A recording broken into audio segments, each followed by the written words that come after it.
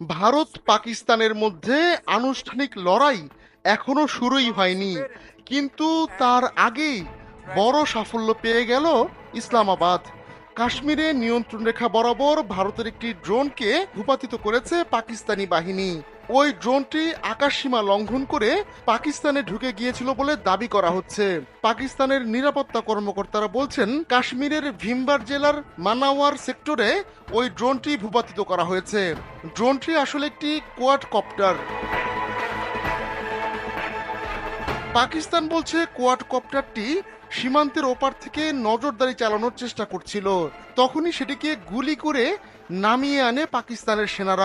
যথাসময়ে নেওয়া পদক্ষেপের কারণে ভারতের গুপ্তচর বৃত্তির চেষ্টাকে ব্যর্থ করে দেওয়া সম্ভব হয়েছে বলেও দাবি করেছেন পাকিস্তানের কর্মকর্তারা।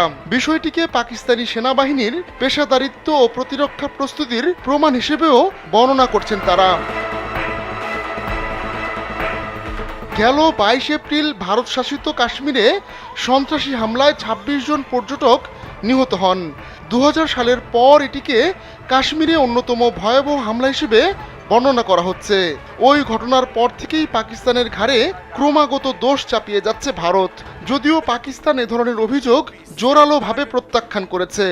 দেশটির প্রধানমন্ত্রী শাহবাজ শরীফ এ ঘটনায় নিরপেক্ষ তদন্তেরও দাবি জানিয়েছেন।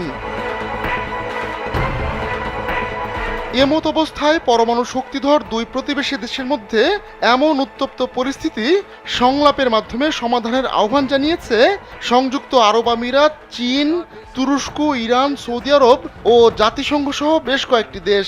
এ নিয়ে বিশ্বের বিভিন্ন দেশে থাকা নিজেদের মিত্রদের সঙ্গেও কথা বলছেন পাকিস্তানের কর্মকর্তারা।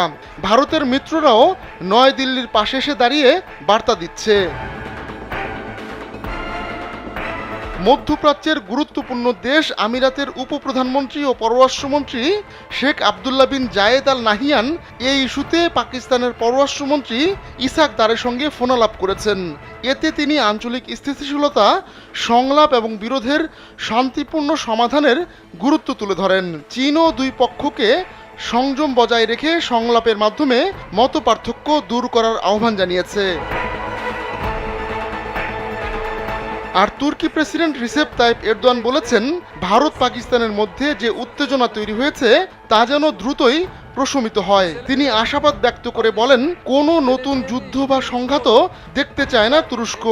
এছাড়া জাতিসংঘ দুই দেশের প্রতি সর্বোচ্চ সংযম দেখানোর আহ্বান জানিয়েছে।